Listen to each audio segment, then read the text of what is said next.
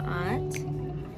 I'm here in the Yucatan, and today is the day that they celebrate in the United States called Thanksgiving, which I stopped celebrating like when I was in my 20s, 30 years ago. Got lots of flack from my family.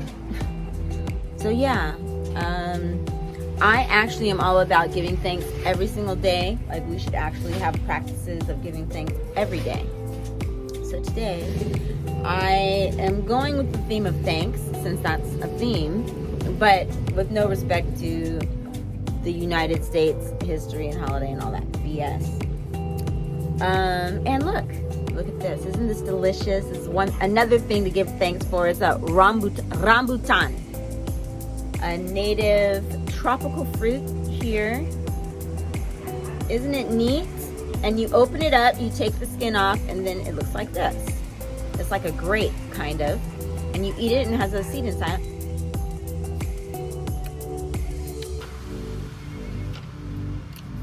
Very delicious.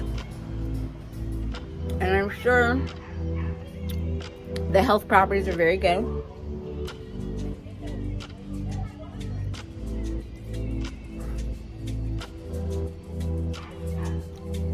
So there's the seed, isn't that great? So look, I'll open one up for you so you can see how I open it. You just press hard into the skin, just kind of rough. See, open it like that and peel it like this off.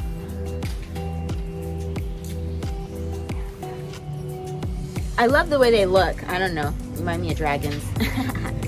Like dragon food. So anyway, one of the many things I'm thankful for today. I'm thankful for my garden. But what I wanted to talk about today is being thankful for being a survivor of very serious abuse. Okay, I am a survivor. And I know there are many of you out there who are the same. You know, unfortunately, in our society, abuse is normal.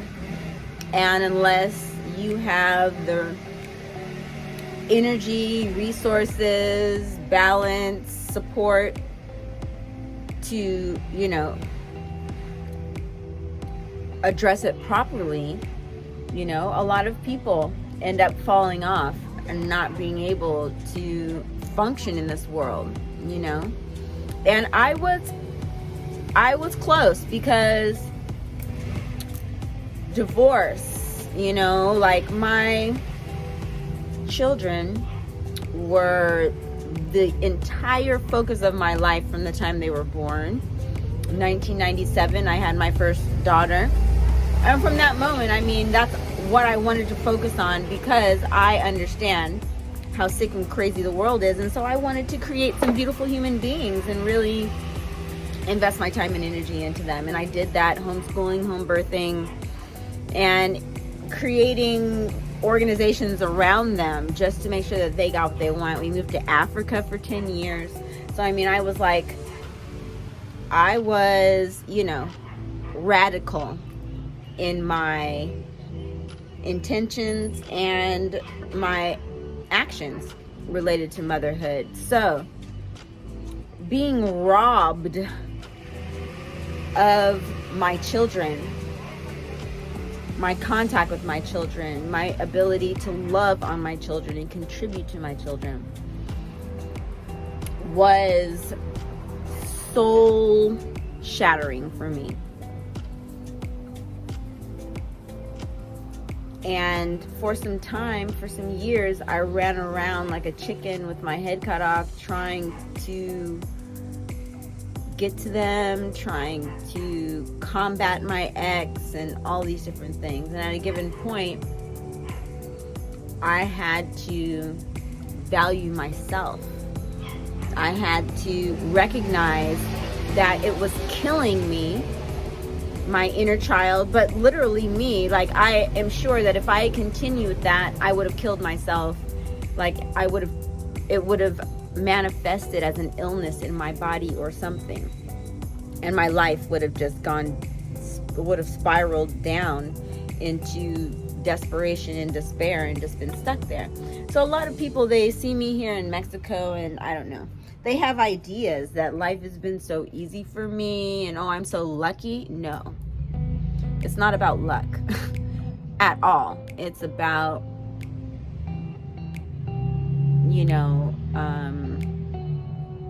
fighting for my life is what it's about.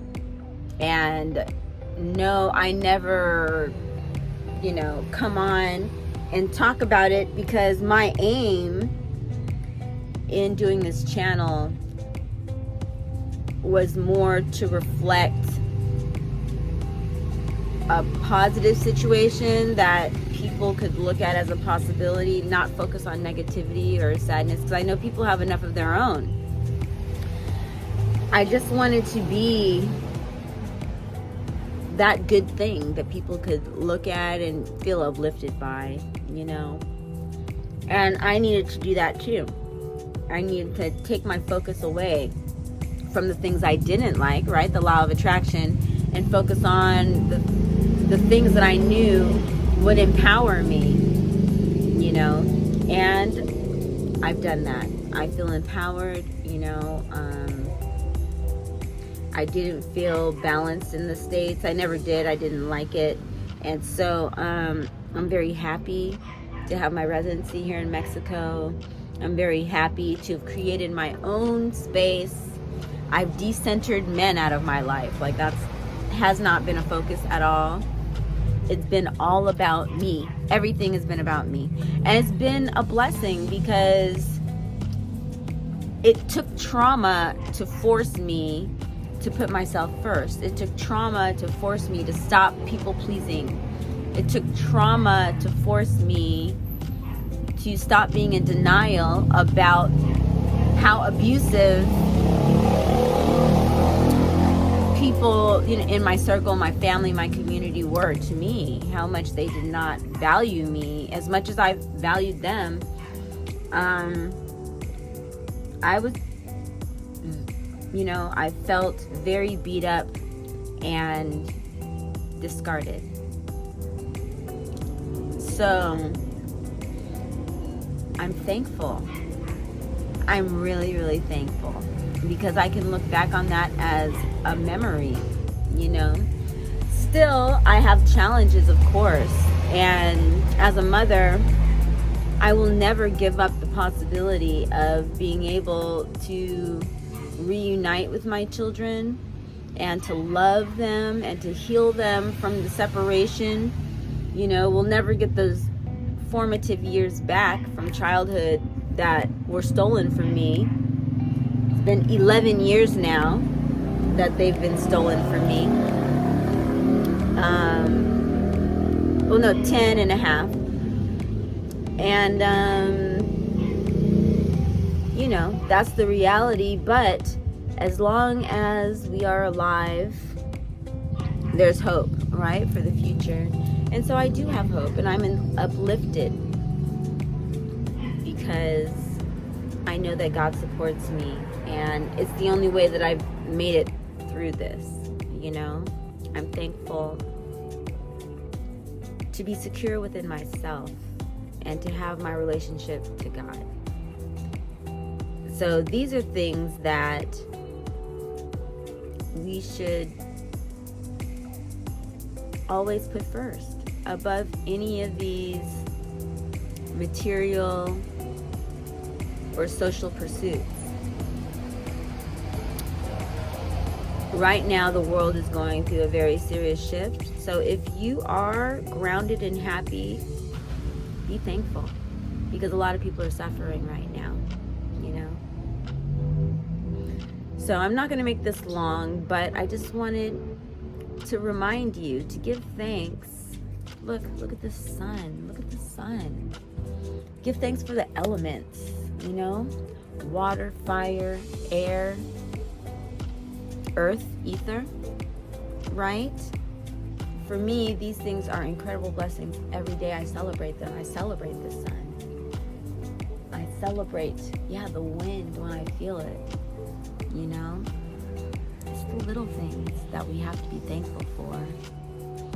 Our society is pressuring people to want these ridiculous pursuits of ego, these egoistic pursuits, you know, so other people can be so impressed. And life just isn't about that. It just isn't. We've been lied to, bamboozled, led astray, right? So, Kaleidoscope Klan, thank you for being here and for being a part of my beautiful reality. Look at my kitty.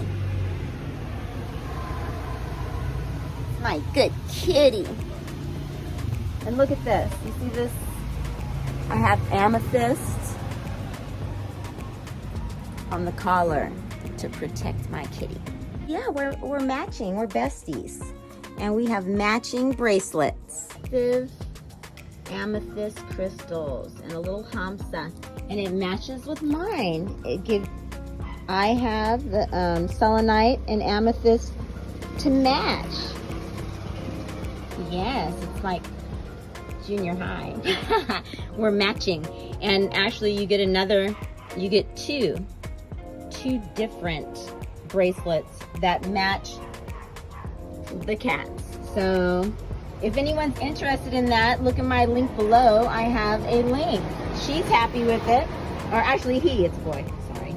Sorry, Olokun. He's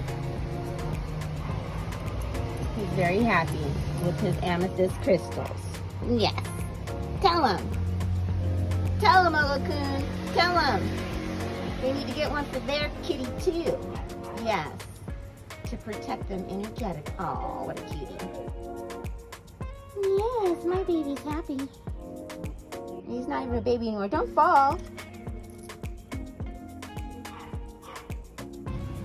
I'm thankful for my kitty that loves me. And I am praying that soon I will be able to see at least my youngest daughter. I'm going to be putting in a request, a legal request, which really would have to be honored, or else we're talking about just very serious crimes, you know. It's just because I'm in Mexico, I don't have energy to be in American courts. I hate American courts, and I don't trust them. If they were just, my children would be with me in the first place. Like, all kinds of finagling and stuff goes on in the courts, and so, you know, I don't give my power to them. I give my power to God, and I know that God is for me because I am God's child and I am doing God's work on this planet, right? So yeah, I'm thankful for that knowledge. You know, I've never been able to talk about my relationship with God, but at this point, it's the strongest and most valuable thing I have.